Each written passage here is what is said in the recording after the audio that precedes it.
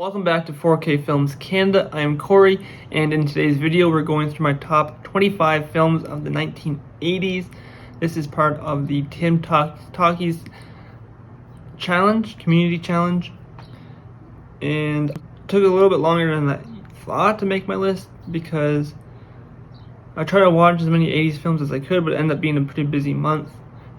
And there's so many 80s films I haven't seen yet.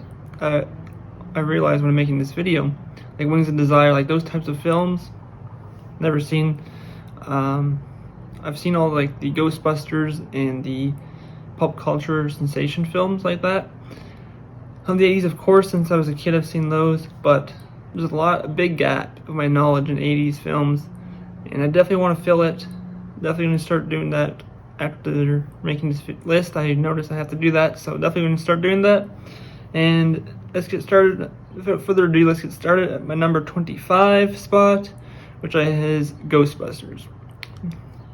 The original Ghostbusters is, obviously a classic. It's a big hit in pop culture. It's a fantastic film. I unfortunately do not own a physical media copy of it, but I do love it. And what else to say? It's Ghostbusters. Of course it made the list.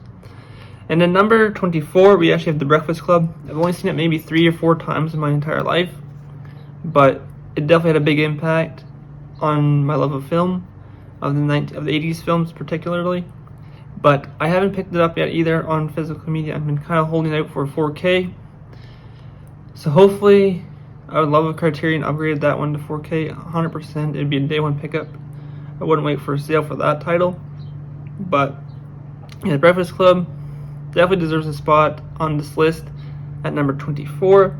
At number 23, we have E.T. Now, some people say this is probably Steven Spielberg's favorite film. From some people say that.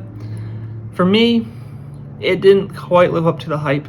I have watched it for the first time, actually, probably February this year, and I rewatched it this month as well for this list.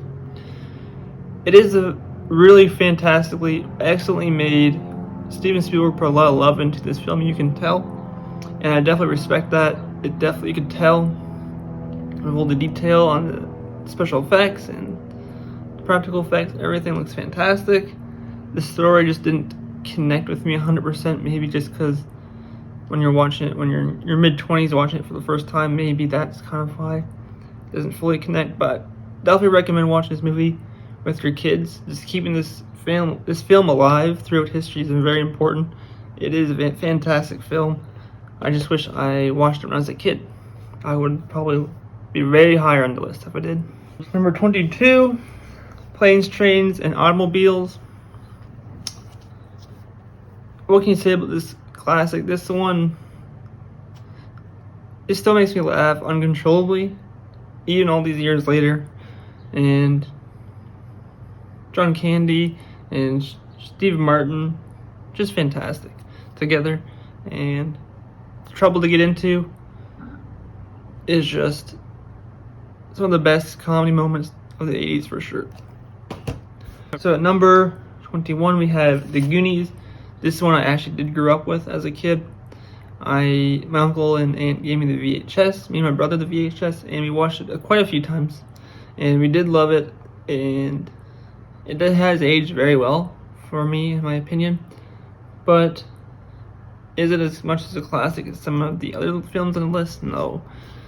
But it definitely deserves a mention on the list, so it's at number 21.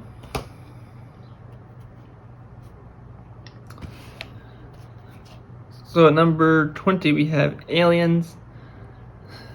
For whatever reason, I just didn't love this film, so that's why it's lower on the list. But it is fantastic. The practical effects are fantastic. The performances are fantastic. Everything is fantastic. It's all very good. I wouldn't say fantastic, but I just didn't love it as much as I was hoping I would. The first one stands the test of time for me, and definitely one of my favorite films from the 70s. But the second one, not quite as good, and it still deserves a spot on the list though. So it's at number 20. So Terminator is number 19. So another James Cameron film. This one I think is very important, especially with everything going around, all the strikes going on in Hollywood right now. But it's fantastic. James Cameron did do a very good job on this film. The action is very well done, very well executed. What else can I say? It's Terminator. Of course, it made the list, but again, I didn't love it as much as I want to, and other people do. So it's at number 19. So it still made the list, just not as high as some other films did. So at number 18, people are gonna hate me for this one, but Howard the Duck is my 18. I put it above Terminator and I put it above Aliens, just because I think it's not a better movie, but for me it's a more enjoyable movie. It's stupid, it is ridiculous, but it keeps my focus the whole film. I absolutely love it, and I don't know, the special effects, it looks fantastic in 4K. The practical effects look amazing, like Howard and his feathers all look fantastic. Leah Thompson does a fantastic job in this film. Probably one of her best performances. I haven't seen all her movies, but definitely one of her best performances after Back to the Future. And I just love this film, and everything looks fantastic except for that monster at the end. That kind of brings it down a little bit for my enjoyment, but I love it. It's crazy, it's stupid. The adventure doesn't make very much sense, but I absolutely love that film. So yeah, it's at number 18. Back to the Future Part 2 is number 17. So this film is very good. I do very much enjoy it. I love all the time traveling, all the different time periods they visit. They start in the present day 80s. They go to the future, they go back to a altered 80s, and they go back in time again, and then after that they go straight from the 50s straight to the old Western. I forget the exact year for the Western time, but they go right to it after going back to the 50s. And I just love this film very much. The second one is fantastic. Not as good as the first one, but I do really much enjoy it still. Very much enjoy it. Number 16 is Vacation, National Lampoon's Vacation. I couldn't decide to put this one or the Christmas one on Christmas Vacation on the list. I'm pretty sure Christmas Vacation is 89, right? Made the list over it just because I've seen it more recently, but man, they're both fantastic films. So 15, we have The Untouchables. The first time I seen this film was in high school in history class. We're learning about Prohibition. The teacher put this little gem in there, and ever since then, I fell in love with this film. The beginning, when the little girl gets blown up, it had me hooked at that point. Like, when I loved gangster movies growing up. I loved watching The Godfather, but I never heard of this one. And thanks to history class, thanks to high school, I did learn something very valuable about this film, and it's just fantastic. I love it. So at number 14, we have Predator. Arnold Schwarzenegger is fantastic in this film. I love his performance. I love the action. I love the blood in this film. It's just so well made, and it looks fantastic. All the practical effects hold up very well. Minus the invisibility part, that kind of is questionable, but everything else aged wonderfully well in this film. And I definitely loved it. I love watching it. So then at number 13, we had The Fly. I just really enjoy that film. It is creepy, it is nasty, the special effects, one of the best I've ever seen. Next to The Thing. The Thing didn't make the list, just effects. But yeah, The Fly is fantastic, and I definitely recommend watching it. Just fantastic. Number 12 is Police Academy. This is honestly, I grew up with this movie. I bought the DVDs when I was a kid, and I just absolutely love this film. Like, I watched it repeatedly. I watched I only own the first 4 on 4K, or on DVD, sorry.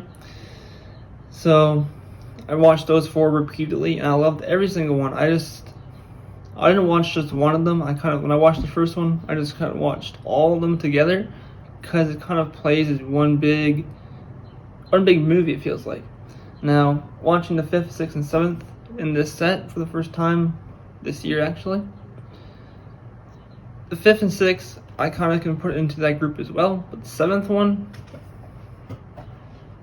just stay away from the 7th one, that's all I'm going to say.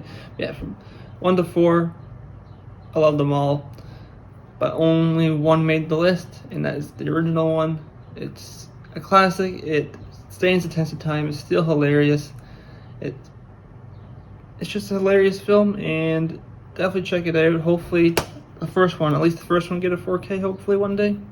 It is the anniversary next year for, not the first one, for some of them, I forget which ones, but hopefully an anniversary set will come out next year. So at number 11 we have Splash. This is definitely my favorite 80s comedy currently. It is smart, it is funny, it is sexy, has great performances from Tom Hanks, Daryl Hannah, Eugene Levy, and John Candy. Everyone does fantastic in this film. The story, although, it's a bit of mermaid, obviously, is a bit unrealistic because mermaids don't exist, but it's still relatable in some ways, and it's just a beautiful movie, hilarious, funny, amazing. Now, at number 10, we're at my top 10 films now. We actually have Friday the 13th.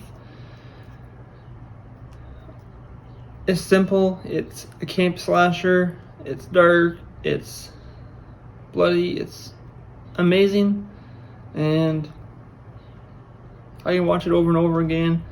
Some people say this is part 2 is better, maybe, but this one, just amazing. I love it. So then at number 9, we actually had The Last Crusade. So I like the Avenger in this film. I like the chemistry between Sean Connery and Harrison Ford. I love the part in Venice. Lots to love about this film. I love it all, but it's just not as good. Not my favorite Indiana Jones film. Not my favorite 80s film, but it's still a very good film. My next is number 8, and I have in place The Blue Lagoon. I think that movie is unfairly critically, attacked, basically. I think the cinematography is fantastic. I think the story has its questionable moments for sure, but it's innocent, and it's, at the end of the day, it's a love story, and I am a sucker for a love story. So yeah, The Blue Lagoon is number 8. I don't own it. I've only watched it maybe once or twice in my life, but I do think it's unfairly criticized against, for sure. At number 7, we have The Temple of Doom. Honestly, some people say this is worse than Last Crusade, but I think I grew up with this one. Me and my brother both love this film. I love the beginning, opening up in, Hong Kong, I believe, and I just love the scene, the opening dance sequence. I love when they go to India. I love the elephants. I like the monkey, the monkey brains. I just love everything about this film. Yeah, and maybe it's a bit kiddish at the end. You could definitely have that opinion, but to me, it is definitely my second favorite Indiana Jones film, and I do think it is very well made as well. And number 6, of course, we have Back to the Future. I really tried to put this in my top 5, but it was in there originally, but it just kind of got kicked out to number 6. But yeah, the original Back to the Future, what can you say about it? It's just an absolute 80s classic. When you think of the 80s, you think of Back to the Future. It's just a big, iconic movie, and it holds the test of time. It's still enjoyable to this day. It's fantastic. beautiful. You know, it's just beautiful characters. Everything's fantastic about that film. And at number 5, so we're top 5, we have Batman.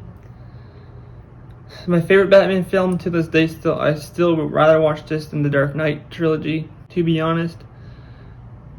Maybe this is not as masterfully made as the Dark Knight trilogy, but it's just the style is dark, but it still feels comic book-esque, and I just love the universe that Tim Burton created with this and Batman Returns. Just fantastic Batman films. Maybe they're not as masterfully made as the Dark Knight or even the 2022 Batman film, but it's still my favorite just because it combines the darkness and the comic book-esqueness of it so well that it's just a fantastic film. And then we have at number 4, of course, Raiders of the Lost Ark. It's an absolute classic from start to finish. I definitely recommend watching this film if you have never seen it. Like, what are you doing? Beautiful movie. It's just the characters, the story. Steven Spielberg and George Lucas are fantastic, are masterminds. You know, the idea of making an American version of 007, excellent. It's fantastic. And number 3, we have probably my favorite war movie. Maybe one of my favorite war movies, let's say. Not my favorite. I can think of a few that are above it, but definitely one of my favorites. Definitely the performances are what grabbed my attention from William Dafoe, but The Platoon, just a fantastic performance from William Dafoe. He is the reason why this is in my top 3. This film is just fantastic. I love it, and I love the performances from everybody. Charlie Sheen does very good in this movie. Is it as good as his father's performance in Apocalypse Now? Probably not. No, definitely not. But I still love it, and it's just a fantastic war film if you've never seen it. And at my top 2, I went back and forth for these 2 for a long time, trying to figure out which one should be number 1. But at the end of the day, I will have Die Hard at number 2.